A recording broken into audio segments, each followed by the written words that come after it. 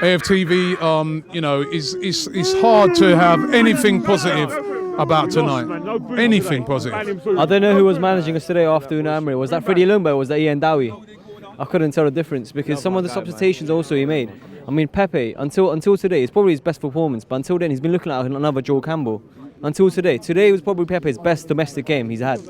And then there's players like Xhaka. I can't lie, today he was our best player by a mile. I can't tell a better player that we played for Arsenal today than Granit Xhaka. He played with heart, skill, passion.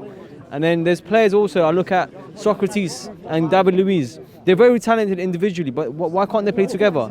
And it's not the fact that they're not being set up right. They just don't have the passion or the will. Every time you see a relegation club go to relegation battle and change the manager, they pick up their performance. They always pick up their performance, and they normally turn out to win their first 2 or 3 games. We drew the first game and we lost the second game against Brighton at home. But is the mistake that we haven't brought in a new manager? Is that the error?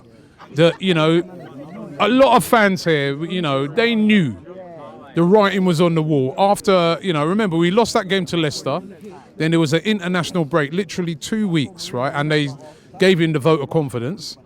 But even you give a manager the vote of confidence, there must be people up there thinking, you know what? If he loses the next couple of games, we might have to act. So surely you draw up your list then, not when he's gone. You start saying to yourself, right, you know what? If he does mess up, we've identified these 2 guys as the guys that we're going to go to immediately and try and bring in to stop the rot. But is the mistake that they've given the role to Freddie? I think the fact that Stan Kroenke is a big businessman, right?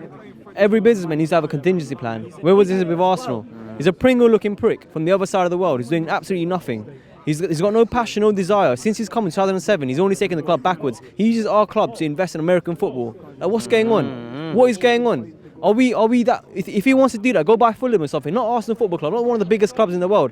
And let's look at it. What manager would want to come to this club?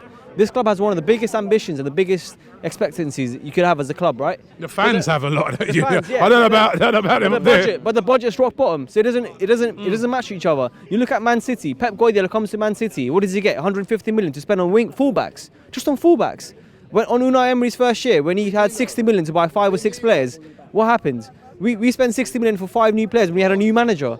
I mean, it's just the mentality of the owners is just not right. We need someone with an ambition.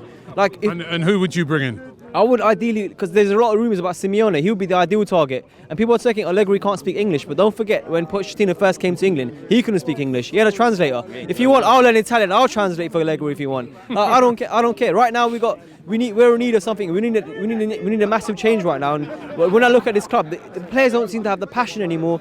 I mean, when I first saw Freddie Lumba come on, I was like, it could be a match made in heaven. We're 8th in the league right now, and our former number 8 comes in. I was like, let's hope our former number 8 comes to save us from number 8th. And it's not happening right now, and the players got to pick up the performance. I mean, I look at Aubameyang, he's not a winger. He's really not a winger. The only time he played well as a winger was when he had Lewandowski up top at Borussia Dortmund. But that was a long time ago. That was when he was younger, a lot more agile.